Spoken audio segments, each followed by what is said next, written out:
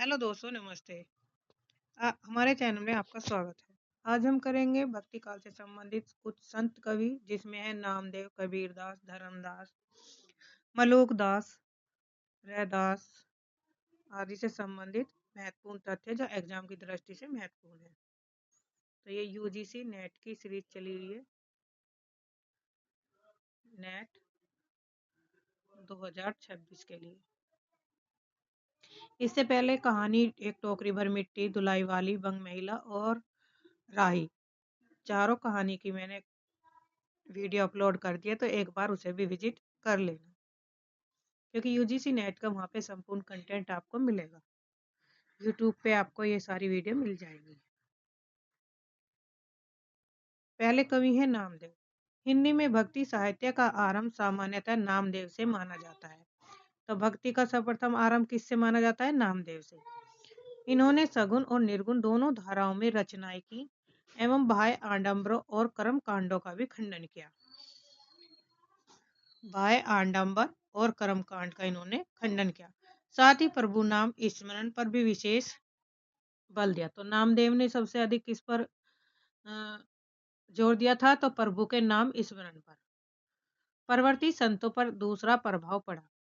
सगुण पदों की भाषा ब्रज एवं परंपरागत काव्य भाषा है तथा निर्गुण वाणी की भाषा नाथपंथियों द्वारा ग्रहित खड़ी बोली या सदुकड़ी भाषा है। छिपा दर्जी जाति से संबंधित थे। इनका संबंध वारकरी संप्रदाय से था। तो नामदेव का संबंध कौन से संप्रदाय से था? वारकरी संप्रदाय से। इंपोर्टेंट है। सगुन से निर्गुण की ओर इन्हें ज्ञानदेव ज्ञानेश्वर लेकर आए। नामदेव के गुरु कौन थे? तो विसोबा खेचर, खेचरनाथ। नामदेव के गुरु कौन थे? गुरु विसोबा खेचर, खेचरनाथ, जो कि नाथपंथी कनफटे थे। महाराष्ट्र के दो प्रमुख संप्रदाय हैं। नंबर 1 वारकरी संप्रदाय, जिसका उद्भव दक्षिण भारत के पंढरपुर नामक स्थान पर हुआ था। संत पुंडलिक इसके प्रवर्तक थे, परंतु इसके प्रथम उन्नायक संत ज्ञानदेव माने जाते हैं। तो प्रथम उन्नायक कौन माने जाते हैं? ज्ञानदेव। ज्ञानदेव ने स्वयं को गोरख की शिष्य परंपरा में बताया है। वारकरी का अर्थ है वारी तथा करी अर्थात परिक्रमा करने वाला। वेरी वेरी इंपॉर्टेंट है, यहाँ से क्वेश्चन आपका बन सकता है कि वारकरी का क्या अर्थ है? तो परिक्रमा करने वाला। नेक्स्ट है ज्ञानेश्वर व अमृतानुभव। ज्ञानेश्वर की प्रमुख रचनाएं हैं। तो ज्ञानेश्वर की प्रमुख रचनाएं कौन सी हैं? नंबर 1 ज्ञानेश्वरी और नंबर 2 अमृतानुभव। इसमें पंचदेवों की पूजा का प्रावधान है, परंतु इष्टदेव विठ्ठल भगवान है। किसमें? ज्ञानेश्वरी और अमृतानुभव में पंचदेव की पूजा का विधान किया गया है और इसमें इष्टदेव किसे बताया गया है? विठ्ठल भगवान को, जो श्री कृष्ण के प्रतीक है। ज्ञानेश्वर ने निराकार परमात्मा की भक्ति का प्रतिपादन अतैतवाद के अनुसार किया। यद्यपि इस संप्रदाय में ब्रह्मा को निर्गुण माना गया है, किंतु भक्ति साधना का विशेष इसमें महत्व दिया गया है। दूसरा संप्रदाय है महानुभाव, महाअनुभाव संप्रदाय।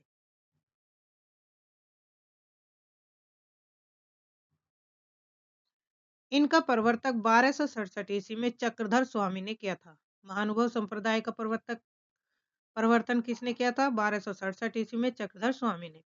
इस पंथ के लोग शाकाहारी होते हैं तथा शराब आदि से सख्त परहेज करते हैं। चक्रधर स्वामी मराठी भाषा के प्रवर्तक माने जाते हैं। अब है रैदास। रैदास ने स्वयं को अपने कई पदों में चमार कहा। कह रैदास खलास चमारा, ऐसी मेरी जाति विख्यात चमार। रैदास के 40 पद गुरु ग्रंथ साहिब में संग्रहित है। तो इंपोर्टेंट है यहाँ पे, रैदास के पद किसमें संकलित है? गुरु ग्रंथ साहिब में। कितने पद हैं? 40।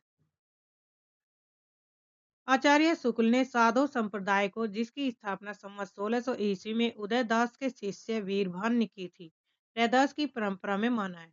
क्योंकि उदयदास रैदास के शिष्य थे, साधु संप्रदाय के प्रभाव क्षेत्र में फर्रुखाबाद, मिर्जापुर भी है। अतः रैदास का अलग प्रभाव पछा की ओर भी है। धन्ना और मीरा ने रैदास का नाम बहुत आदर के साथ लिया है। आनंददास की कबीर परिचय और प्रियदास के सटीक भक्तमाल में रामानंद को रैदास का गुरु माना गया है। तो रैदास के गुरु कौन है? रामानंद। परंतु रैदास की रचनाओं में कहीं भी रामानंद का उल्लेख नहीं मिलता। रैदास सिकंदर लोदी के निमंत्रण पर दिल्ली गए थे। इंपॉर्टेंट है। रैदास का मोक्ष स्थान काशी का गंगा घाट है। तो रैदास के गुरु कौन थे?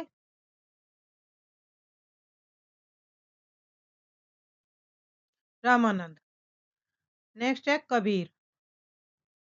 रामानंद के 12 शिष्यों में रैदास भी थे, जो रामानंद के गुरु थे। कबीर है, जन्म 1398 ईस्वी में काशी में तथा मृत्यु 1518 मगहर में हुई। कबीर चरित्र बोध में इनकी जन्म तिथि का निर्देश मिलता है। तो कबीर के जन्म तिथि का निर्देश किसमें मिलता है? चरित्र बोध नामक रचना में। इनके माता पिता नीरू नीमा और पुत्र पुत्री कमाल।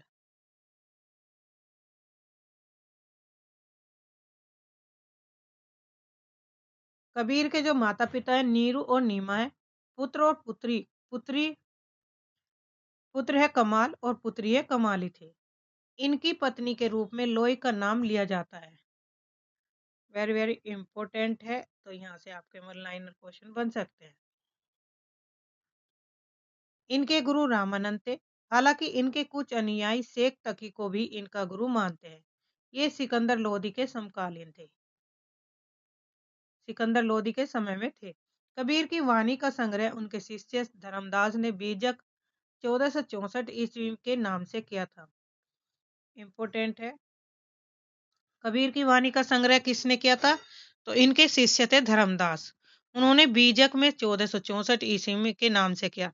इसके 3 भाग हुए। प्रथम है रमैनी, दूसरी है शब्द और तीसरी है साखी। साखी का शाब्दिक अर्थ है साक्षी। साखी का शाब्दिक अर्थ क्या होगा? साक्षी। और किस उसमें लिखी गई है? दोहा है, कुछ सोठा और चौपाई में ये रचना लिखी गई है। इसकी भाषा है सदुकड़ी, राजस्थानी पंजाबी मिली खड़ी बोली है। दूसरी रचना है शबद, जिसे शब्द इसका शाब्दिक अर्थ होगा शब्द, और ये गे पद में ब्रज भाषा और पूर्वी भाषा का में लिखी गई रचना है। तीसरी है रामायणी। रामायणी का शाब्दिक अर्थ है रामायण, जो दो चौपाई और दोहा बोली का इसमें अधिक पुष्ट मिलता है। वर्तमान में बीजक ग्रंथावली में उपलब्ध है। पूरनदास द्वारा बीजक पर लिखी गई तृतीया टीका अत्यंत प्रसिद्ध है।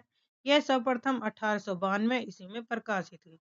उसके बाद मुंबई के वेंकटेश्वर प्रेस एवं अन्य स्थानों से निकली है। आचार्य शुक्ल जी ने धर्मदास द्वारा संकलित बीजक का समय संवत 1521 ईस्वी से 1464 ईस्वी, कबीर की वचनावली की सबसे प्राचीन प्रति का समय संवत 1561 से 1504 ईस्वी माना है। संवत में से सन निकालने के लिए हम क्या करेंगे? 1561 में से 57 माइनस कर देंगे, तो हमें क्या आएगा? ईस्वी में मिल जाएगा 1504 ईस्वी। और जब ईस्वी में से संवत निकालोगे तो 57 आप क्या कर देंगे? जोड़ देंगे। 57 क्या हो जाएगा? प्लस हो जाएगा, तो यहाँ आपका क्या हो जाएगा? संवत निकल आएगा। तो इस तरह से हम सन और संवत को ज्ञात कर सकते हैं। नेक्स्ट है बीजक में साखी शब्द व रमैनी संकलित है। अधिकांश विद्वान कबीर की इन 3 रचनाओं को प्रमाणिक मानते हैं। श्याम सुंदर दास ने कबीर ग्रंथावली का तथा अयोध्या सिंह उपाध्याय हरियोध ने कबीर वचनावली का संपादन किया। इंपॉर्टेंट है। तो श्याम सुंदर दास ने कबीर ग्रंथावली का, अयोध्या सिंह उपाध्याय हरियोध ने कबीर वचनावली का संपादन किया। कबीर वाणी का सबसे पुराना साक्ष्य गुरु ग्रंथ साहब में मिलता है। शुक्ल जी ने इनकी भाषा राजस्थानी पंजाबी मिली खड़ी बोली को सदुकड़ी भाषा कहा है। इंपॉर्टेंट है। श्याम सुंदर दास ने खड़ी बोली राजस्थानी पंजाबी ब्रज और पूर्वी आदि के मिश्रण के कारण इनकी भाषा को पंचमेल की खिचड़ी कहा है। तो पंचमेल की खिचड़ी किसने कहा है? डॉक्टर श्याम सुंदर दास ने। और सदुकड़ी भाषा किसने कहा है? आचार्य रामचंद्र शुक्ल जी ने। आईने अकबरी अबुल फजल में कबीर को मुआहिद अर्थात एकेश्वरवादी माना है।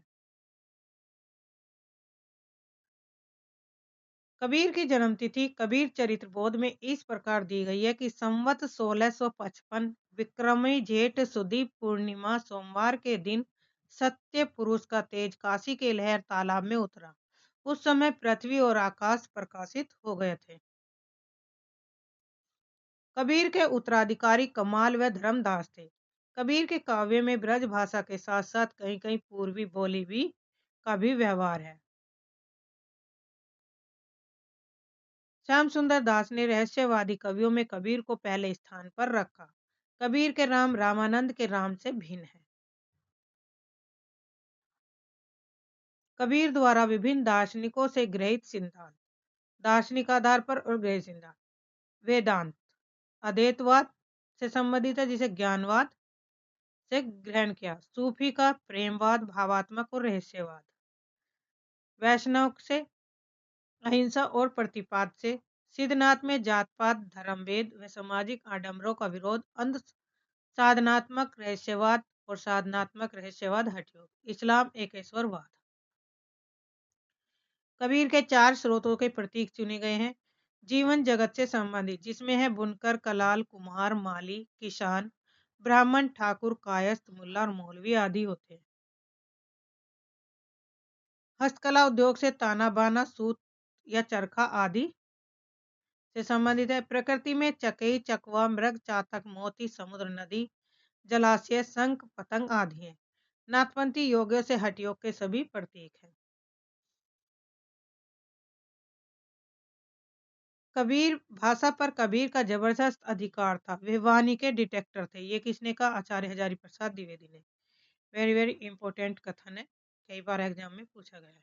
कबीर की रचना में कितने रंग हैं? अक्कड़ समाज चेता का, कटुक्तिकार का, एकदम भाव विभोर होकर आत्मसमर्पण का, गहरी रहस्य चेतना का, प्रेम के तन्मय भाव का और चरम वैराग्य का। इन सभी रंगों में उनकी कला सक्रिय है और पूरी तरह संश्लिष्ट इतना वैविध्य कम रचनाकारों में मिलेगा। जाहिर है इसलिए फुटकर पद और दोहे लिखकर बिना महाकाव्य लिखे वे हिंदी में महाकवि हैं।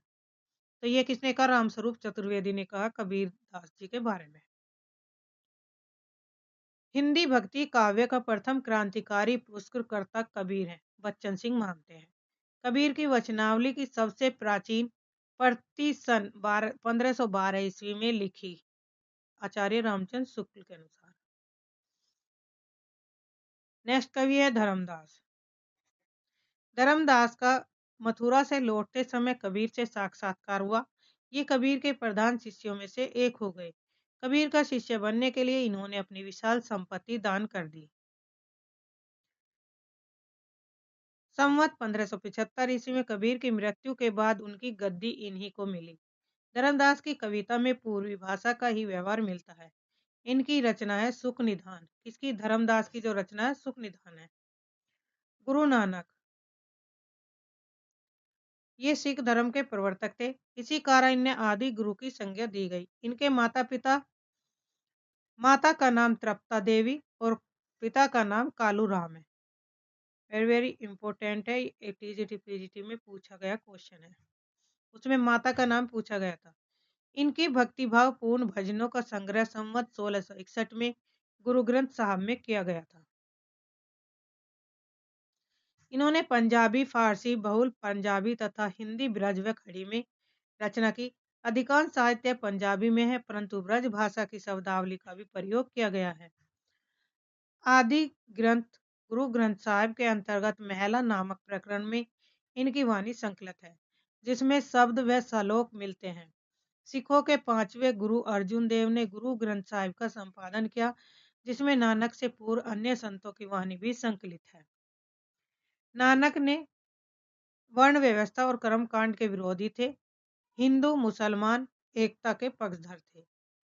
नानक पहले संत थे जिन्होंने विदेशी आक्रमणकारियों के खिलाफ आवाज उठाई थी।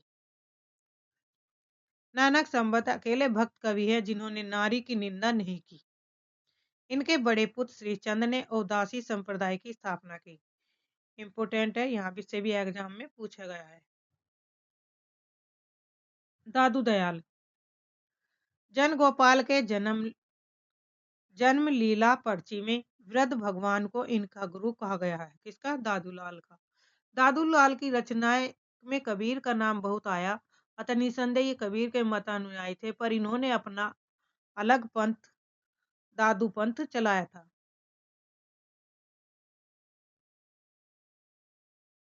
सत्संग आदि से ब्रह्म संप्रदाय की रूपरेखा बनने लगी, जिससे भविष्य में परब्रह्मा संप्रदाय कहा गया, जो कालांतर में दादू पंथ नामक संज्ञा से स्थापित हुआ। दादू ने भराने की पहाड़ी नराना के निकट राजस्थान पर अपना शरीर छोड़ा। यह स्थान दादूपंथियों का प्रधान केंद्र है। यहाँ दादू के कपड़े व पोथियां अभी तक रखी हैं। दादूपंथी तिलक कंठी नहीं धारण करते थे, एक सुमिरनी रखते हैं तथा सतनाम कहकर अभिवादन करते थे। राधोदास ने अपने भक्तमाल में दादू के 52 शिष्यों का उल्लेख किया, जिनमें रजब और सुंदर दास प्रमुख है। वेरी वेरी इंपॉर्टेंट है। दादू के उत्तराधिकारी उनके पुत्र गरीबदास और मस्कीन दास हुए। तो दादू के उत्तराधिकारी कौन हुए? उनका पुत्र गरीबदास और मस्कीन दास। दादू दयाल के शिष्य जगजीवन दास ने सत्यनामी संप्रदाय चलाया था। तो जगजीवन दास का संबंध कौन से संप्रदाय से है? सत्यनामी संप्रदाय से। निर्गुण भक्त होने पर भी दादू ने ईश्वर के सगुण रूप को मान्यता दी। भक्ति निर्गुण की करते थे और मान्यता उन्होंने सगुण रूप से दी थी। इनके दो शिष्यों में संतदास और जगन्नाथ दास ने हडले वाणी शीर्षक से सर्वप्रथम इनकी वाणियों का संग्रह किया, जिसका रजब ने पुनः अंगवधु नामक शीर्षक से संपादित किया। इंपोर्टेंट है संग्रह और वीणा से संबंधित वाणी संग्रह से क्वेश्चन पूछे जाते हैं। दादू दयाल की रचनाओं में इस्लामी साधनात्मक शब्दों का खुलकर प्रयोग हुआ। प्रसिद्ध है कि इन्होंने 20,000 पदों और साखियों की रचना की, परंतु अब बहुत कम उपलब्ध है। इनकी काव्य भाषा ब्रजभाषा, जिसमें राजस्थानी व खड़ी बोली के शब्दों का मिश्रण है। कबीर के समान पूर्वी हिंदी का व्यवहार इन्होंने नहीं किया। मलूकदास मलूकदास का जन्म 1574 ईस्वी को कड़ा जिला कौशाम्बी पूर्व में प्रयागराज में हुआ था। मलूकदास के गुरु के संबंध में मतभेद है। कुछ कील को इनका गुरु मानते हैं तो कुछ द्रविड़ विठल को। हालांकि मलूकदास ने सुख सागर में गुरु देवनाथ के पुत्र पुरुषोत्तम को का गुरु रूप में स्मरण किया है। सुख सागर नामक रचना में गुरु देवनाथ के पुत्र पुरुषोत्तम हुए, जिन्हें उन्होंने अपना गुरु माना है। निर्गुण भक्त होने के बाद भी मलूकदास कुछ समय सगुण ब्रह्मा की आराधना में तत्पर रहे। इनकी भाषा में अरबी फारसी के शब्द प्रचुर मात्रा में मिलते हैं। इन्होंने खड़ी बोली में भी रचना की। इनकी सबसे महत्वपूर्ण रचना ज्ञान बोध, जो अवधी भाषा में है। इन्होंने अवधी और ब्रज भाषा में रचनाएं की। संस्कृत, फारसी और अन्य बोलियों के शब्दों का भी प्रयोग किया। सुंदरदास निर्गुण भक्तों में सुंदरदास शाब्दिक विद्वान, सुशिक्षित और शास्त्र पढ़े लिखे संत थे। सुंदरदास श्रृंगार रस की रचनाओं के कट्टर विरोधी भी थे। तो श्रृंगार रस के कट्टर विरोधी कौन थे? सुंदरदास। अब है अन्य तथ्य। सिंगा ने महाराज ब्रह्मगीर के शिष्य मन रंगीर को अपना आध्यात्मिक पथ प्रदर्शक स्वीकार किया। सिंगा की काव्य भाषा निमाड़ी थी। बावरी साहिबा बावरी पंथ की प्रमुख संत थी। ये अकबर के समकालीन व उच्च कुल से थी। शेख फरीद शाह ब्रह्मा इब्राहिम शाह शकरगंज व संत भीषण प्रमुख पंजाबी संत कवि हैं। शेख फरीद की रचनाएं भी गुरु ग्रंथ साहिब में मिलती हैं। रजब का पूरा नाम रजब अली खां। इंपोर्टेंट है। रजब ने उदाहरण शैली का प्रचुर मात्रा में प्रयोग किया था। साधो संप्रदाय के प्रमुख ग्रंथ निर्वाण ज्ञान में वीर भान की रचनाएं संकलित हैं। अंत्य साधना का साहित्यिक रूप पंढरपुर से प्रारंभ हुआ था। अक्सर अनन्य विद्वान थे तथा वेदांत के अच्छे ज्ञाता थे। इन्होंने योग और वेदांत पर कई ग्रंथ, राजयोग, विज्ञान योग, ध्यान योग, सिद्धांत बोध, विवेक दीपिका, ब्रह्म ज्ञान, अनन्य प्रकाश आदि लिखे और दुर्गा सप्तशती का हिंदी पदों में अनुवाद किया। अक्सर अनन्य छत्रसाल के गुरु थे। इंपॉर्टेंट है, अक्सर अनन्य किसके थे? छत्रसाल के गुरु। निपट निरंजन की दो प्रमुख रचनाएं हैं, शांत सरसी निरंजन संग्रह। जगजीवन दास के अनुसार निर्गुण ब्रह्मा की उपासना ही धर्म है। सिखों के गुरु अंगद देव, गुरु अमरदास, गुरु रामदास, गुरु अर्जुन देव, गुरु तेग बहादुर, गुरु गोविंद सिंह भी संत कवि थे। दसम ग्रंथ में गुरु गोविंद सिंह की 16 रचनाएं संकलित है। 24 अवतार में श्रृंगार रस का भी समावेशन किया गया है। प्रमुख संत सिख कवि और उनकी रचनाएं। संत कवि, जन्म, मृत्यु और रचनाएं। गुरु अंगद देव का जन्म 1504 से 1552 ईस्वी में। इनकी रचना आदि ग्रंथ में श्लोक और दोहे में संकलित है। किसकी? गुरु अंगद देव की। गुरु अमरदास 1479 से 1574 ईस्वी में, तीसरे गुरु आदि ग्रंथ में संकलित। गुरु रामदास 1514 से 1581, चौथे गुरु वे आदि ग्रंथ के चौथे महला में संकलित है। गुरु अर्जुन देव 1563 से 1606, पांचवें गुरु आदि ग्रंथ के पांचवें महला में सुखमणि, 52 अखरी 12 मासा, भाषा ब्रज भाषा है। गुरु तेग बहादुर 1622 से 1675, नौवे गुरु नौवे महला में है। गुरु गोविंद सिंह 1664 से 1718, अंतिम गुरु चंडी चरित्र विचित्र नाटक है। प्रमुख संत कवियों का संक्षिप्त जीवन परिचय।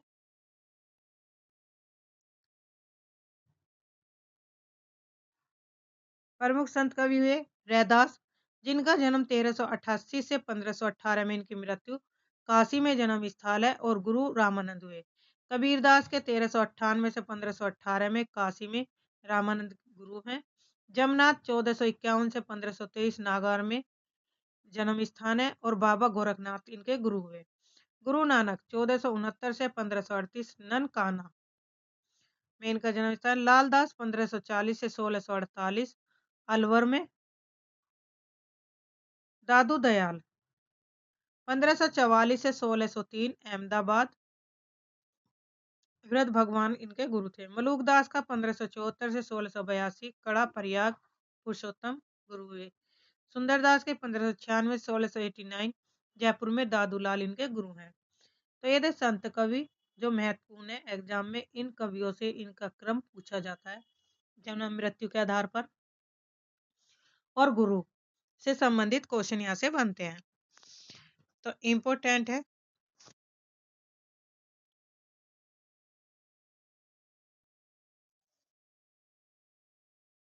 नेक्स्ट है अन्य प्रमुख संत कवियों का संक्षिप्त जीवन परिचय। धर्मदास बाधोगढ़ में जन्म, कबीरदास इनके गुरु। धन्ना का 1415 ईस्वी में धुआन में रामानंद के इनके गुरु हुए। पीपा 1425 ईस्वी में गगरोनगढ़ रामानंद।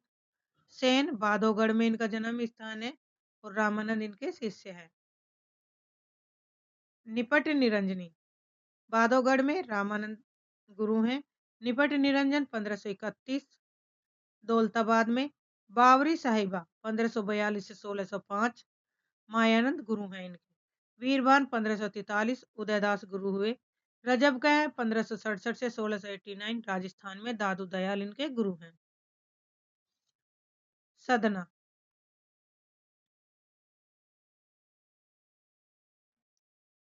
अक्सर अनन्य दतिया में। बुला साहब उत्तर प्रदेश में। संत द्वारा प्रवर्तित संप्रदाय मुख्य केंद्र और प्रमुख शिष्य। कबीर पंथ संप्रदाय का केंद्र रहा काशी में।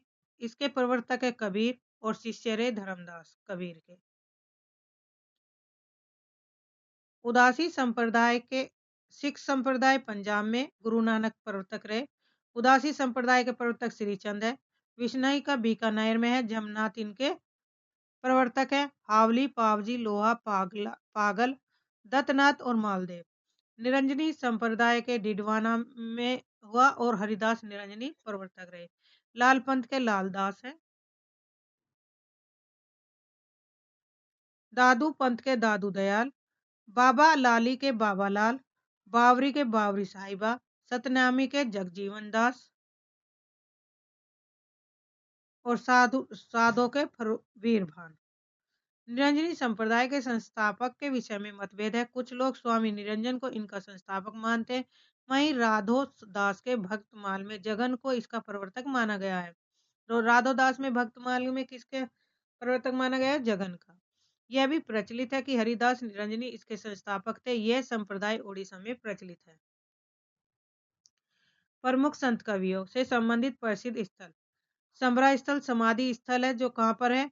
जमनाथ की है। अलकदरीबा में दादू दयाल की। बाबा लाल सैल का बड़ौदा में बाबा लाल की समाधि स्थल है। मगहर मृत्यु स्थल है कबीरदास का। तलवंडी ननकाना में गुरु नानक देव। सांगानेर में सुंदरदास की। भराने में दादू दयाल की।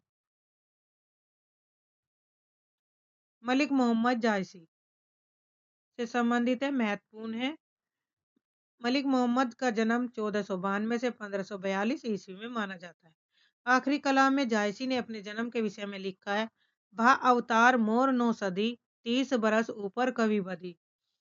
जायसी सूफी फकीर शेख मुआउद्दीन के शिष्य थे और वे जायस में रहते थे।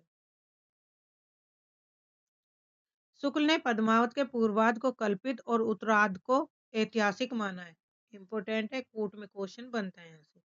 शुक्ल के अनुसार कबीर ने केवल भिन्न प्रतीत होती हुई परोक्ष सत्ता की एकता का आभास दिया था। प्रत्यक्ष जीवन की एकता का दृश्य सामने रखने की आवश्यकता बनी। यह जायसी द्वारा पूरी हुई। जायसी की प्रमुख रचनाएं हैं पद्मावत, जिसमें संबंधित है रत्नसेन पद्मावती नागमती के प्रेम की कहानी का उल्लेख है। अखरावट है। अखरावट में देवनागरी वर्णमाला के हर अक्षर को लेकर सिद्धांत संबंधी तत्वों से भरी चौपाइयां सूफी दर्शन को प्रस्तुत करना है। आखिरी कलाम।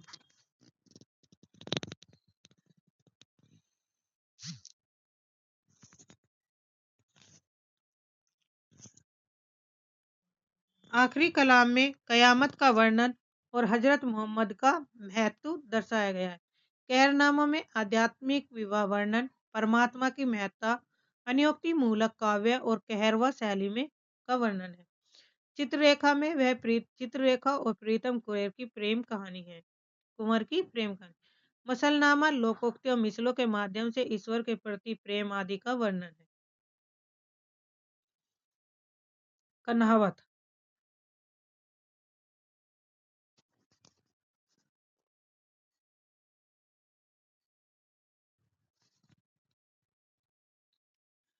कन्हावत में कृष्ण का चरित्र पद्मावत जैसी शैली संभवतः हिंदी साहित्य का प्रथम कृष्ण काव्य अवतारवाद का प्रतिपादन और सूफी मत से अछूती है। पद्मावत 1540 ईस्वी में जायसी ने पद्मावत के निर्माण काल का समय 927 हिजरी सन 1520 ईस्वी में दिया। लेकिन जायसी ने पद्मावत में सहायक शेरशाह की प्रशंसा भी की। शेरशाह का शासन 947 हिजरी में आरंभ होता है। शुक्ल जी ने कहा लिखा है कि इस दशा में यही संभव जान पड़ता है कि कवि ने कुछ थोड़े से पद तो सन 1520 ईस्वी में ही बनाए थे, पर ग्रंथ को 19 और 20 वर्ष पीछे शेरशाह के समय पूरा किया। पद्मावत का सही समय सन 1540 ईस्वी से 947 हिजरी मानना ही तर्कसंगत लगता है। सन 1540 ईस्वी को ही डॉक्टर नगेन द्वारा संपादित इतिहास व बच्चन सिंह के इतिहास ग्रंथ में सही माना गया। यहाँ तक कि बच्चन सिंह ने सन 927 आ को नकल की गलती मानते हुए सन 947 आ को सही माना है। कवि ने पद्मावत के निर्माण काल के विषय में लिखा, सन 9 से 27 आ कथा आरंभ वैन कवि कहा। इसे अवधि का प्रथम महाकाव्य माना जाता है, जिसमें 57 खंड है। किसमें? पद्मावत में। उत्प्रेक्षा अलंकार किसमें प्रधानता है? वेरी वेरी इंपॉर्टेंट है, खंड पूछ ली जाता है कि पद्मावत में कितने खंड हैं और किस अलंकार की प्रधानता है, तो उत्प्रेक्षा की। ग्रंथारंभ में सहायक शेरशाह की प्रशंसा की गई है। शेरशाह दिल्ली सुल्तानु, चारों खंड तपे जस भानु। शेरशाह का जो शेरशाह जो सुल्तान है, दिल्ली के सुल्तान है और उनके चारों तरफ से क्या है, ख्याति प्रसिद्धि है। पद्मावत का एक बंगला अनुवाद अराकान राज्य के वजीर मगन ठाकुर ने सन 1650 ईस्वी के आसपास आलो उजाला नामक कवि से करवाया था। तो वेरी इंपॉर्टेंट है यहाँ पे ये। पद्मावत में पद्मनी परम सत्ता का, रतन सेन साधक का, राघव चेतन का शैतान का प्रतीक है। राघव चेतन किसका है? शैतान का प्रतीक। और रानी पद्मावती परम सत्ता का, रतन सेन साधक का। इसकी कथा लौकिक धरातल पर चलने के साथ साथ पद्मावत को प्रतीकात्मक काव्य कहा जाता है। विजयदेव नारायण साहनी ने पद्मावत को अपने ढंग की त्रासदी ट्रेजेडी कहा। शाही जायसी को मूलतः कवि ही मानते हैं। पद्मावत में अन्योक्ति व समासोक्ति दोनों के तत्व हैं, फिर भी यह समासोक्ति के अधिक निकट है। पद्मावत को प्रतीकात्मक काव्य कहा जाता है। पद्मावत के प्रतीक योजना। रतनसेन मन तथा आत्मा या साधक का प्रतीक है। सिंगल हृदय का। पद्मावती श्रद्धा, सात्विक बुद्धि और परमात्मा का। सुवा हीरामन तोता है जो गुरु के रूप में है। नागमती दुनिया का धंधा, सांसारिक बुद्धि से संबंधित। राघव चेतन शैतान का प्रतीक और अलाउद्दीन माया का। पद्मावत का पहला भाग काल्पनिक और दूसरा भाग इतिहास कल्पना का मिश्रण है। इंपॉर्टेंट है। पद्मावत बहुत ही इंपॉर्टेंट रचना है, इससे संबंधित एक दो क्वेश्चन यहाँ से बनता है। पद्मावत को प्रकाश में लाने का श्रेय रामचंद्र शुक्ल जी को है। नागमती वियोग वर्णन पद्मावत का महत्वपूर्ण भाग है। विरह वर्णन के कारण इसे प्रेम की पीर का काव्य कहा गया है। पद्मावत की भाषा ठेठ अवधि एवं लिपि भाषा है। शुक्ल जी पद्मावत, अखरावट और आखिरी कलाम को ही जायसी की रचना मानते हैं। शुक्ल जी द्वारा संपादित मलिक मोहम्मद जायसी ग्रंथावली में तीनों रचनाएं संकलित हैं। आखिरी कलाम सन 1528 हिजरी 936 बाबर के समय में लिखी गई, जिसमें बाबर की प्रशंसा है। आखिरी कलाम में किस राजा की प्रशंसा की थी? बाबर की। पद्मावत में वर्णित प्रतीकात्मक शब्द हृदय, यह सिंगलदीप के लिए प्रयुक्त हुआ है। शुक्ल जी ने जायसी ग्रंथावली के वक्तव्य में लिखा है कि पद्मावत हिंदी के सर्वप्रथम प्रबंध काव्यों में है। ठेठ अवधि भाषा के माधुर्य और भावों की गंभीरता की दृष्टि से यह काव्य निराला है। कुछ शब्द ऐसे हैं जिनका प्रयोग जायसी और तुलसी को छोड़ किसी कवि ने नहीं किया। तुलसी की भाषा के स्वरूप को पूर्णतः समझने के लिए जायसी की भाषा का अध्ययन करना आवश्यक है। आखिरी कलाम की भाषा पद्मावत व अखरावट की अपेक्षा अधिक ठेठ और बोलचाल की अवधि है। मंजन मंजन की रचना मधुमालती हिंदी का प्रथम प्रेमाख्यान है, जिसमें बहुपत्नीवाद का अभाव है। मधुमालती में मनोहर नायक है और मधुमालती राजकुमारी महाराज नगर की प्रेम कथा के समांतर प्रेमा और ताराचंद की प्रेम कथा चलती है। बनारसी जैन की आत्मकथा अर्धकथानक में मृगावती और मधुमालती का जिक्र मिलता है, जो इस प्रकार है। तब घर में बैठे रहे, नाहिन हाट बाजार, मधुमालती मृगावती पोथी दोए उचार। दक्षिण के शायर नसरती ने संवत 1700 में मधुमालती के आधार पर दक्षिणी उर्दू में गुलशन इश्क नामक प्रेम कहानी लिखी थी। उस्मान उस्मान जहांगीर के समकालीन थे। ये हाजी बाबा चिश्ती वंश के शिष्य थे। उस्मान ने चित्रावली में स्पष्ट रूप से रचना का उद्देश्य अमर होने की इच्छा जताई। उन्होंने चित्रावली से बढ़कर प्रेम कथा लिखने की चुनौती दी। इसमें काबुल, बद बदख्शां, खुरासान, रूस, शाम, मिस्र, इस्तांबुल, गुजरात, सिंगलदीप आदि जगहों का उल्लेख मिलता है। इनमें तत्कालीन राजनीतिक व्यवस्था के प्रति सतर्कता थी, इसलिए अंग्रेजों का उल्लेख किया गया। बलदीप देखा अंग्रेजा, तहा जाई जही कठिन करेजा। चित्रावली 1613 ईस्वी के रचयिता उस्मान ने अमर होने की इच्छा के उद्देश्य से रचना की। उन्होंने अन्य कवियों की भी को अपनी रचना में उत्कृष्ट रचना करने की चुनौती दी थी, देते हुए कहा, जाकी बुद्धि होए अधिकाई आन कथा कहे बनाई। चित्रावली के आरंभ में कवि ने स्तुति के उपरांत पैगंबर व 4 खलीफाओं की, बादशाह जहांगीर की, शाहजहां निजामुद्दीन और हाजी बाबा की प्रशंसा की। नूर मोहम्मद नूर मोहम्मद शाह के समकालीन थे। इनकी फारसी में एक रचना रोजतुल हक आयक मिलती है। नूर मोहम्मद ने अनुराग बांसुरी में दोहे की जगह भरवे का प्रयोग किया। इस कृति पर तत्कालीन हिंदी उर्दू भाषाई विवाद का भी प्रभाव है।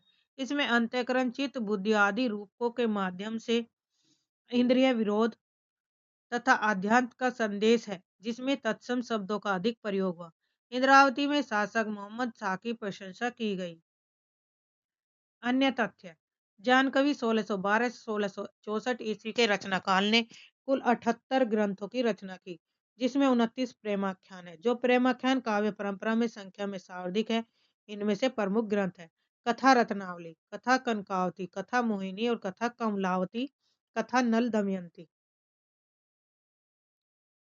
कथा कलवंती, कथा रूपमंजरी, कथा पिंजरसाम साहिजा देवा देवर लदे, कथा कलंदर, ग्रंथ लैला मजनू। जान प्रथम हिंदी कवि हैं जिन्होंने फारसी के लैला मजनू आख्यान को लेकर ग्रंथ लैले मजनू की रचना की।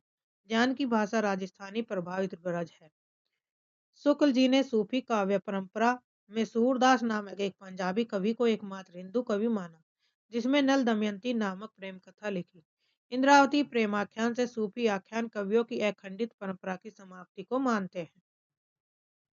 अष्टछाप कवि नंदास द्वारा रचित रूप मंजरी प्रेमाख्यान काव्य है। इसमें रूप मंजरी कृष्ण के प्रेम का चित्रण है।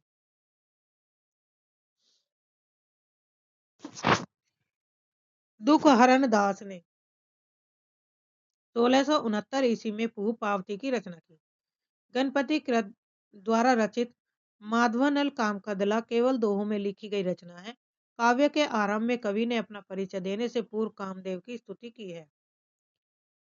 ढोला मारूरा दुआ कलोल कवि द्वारा रचित है, परंतु इसे प्रेमाख्यान रोमांस काव्य श्रेणी में नहीं रखा जाता, क्योंकि इसमें विवाह पूर्व प्रेम व नायिका प्राप्ति के लिए शौर्य की व्यंजना का भाव है।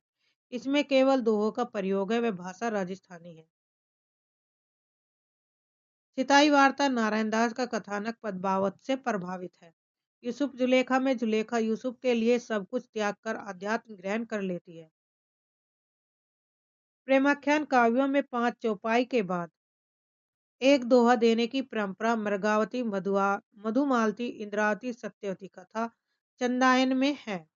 यानी कि जो ये रचनाएं हैं प्रेमाख्यान काव्य में, इनमें क्या है, 5 चौपाई के बाद एक दोहा देने की परंपरा की गई है। किन किन की रचनाओं में? मृगावती में, मधुमालती में, इंद्रावती, सत्यवती कथा, चंदायन। माधवनल काम कंदला आलम में 5 चौपाई के बाद दोहे के स्थान पर सो उठा है। यानी कि जो माधवनल काम कंदला रचना है आलम की, उसमें 5 चौपाई के बाद क्या दोहे के स्थान पर क्या गया? सोरठे को दिया गया। 7 चौपाई के बाद दोहा देने की परंपरा पद्मावत और चित्रावली में है। तो ये भी इम्पोर्टेंट है कि कौन सी रचनाओं में 5 दोहा देने के बाद एक चौपाई देने का एक दोहा देने की परंपरा है। दूसरा है माधव नाव का कदला नामक रचना में जो आलम ने लिखी, उसमें 5 चौपाई के बाद एक सोरठा देने की परंपरा है। जबकि पद्मावत और चित्रावली में 7 चौपाई के बाद दोहा देने की परंपरा है। तो आज के लिए इतना ही। धन्यवाद। चैनल को सब्सक्राइब करिए, लाइक करिए, शेयर करिए, ताकि आपको समय पर नोटिफिकेशन मिलती रहे। इससे पहले हम कहानी से संबंधित और भक्ति काल आदि काल से संबंधित संपूर्ण कंटेंट डाल चुके हैं, तो एक बार आप जरूर देखिए।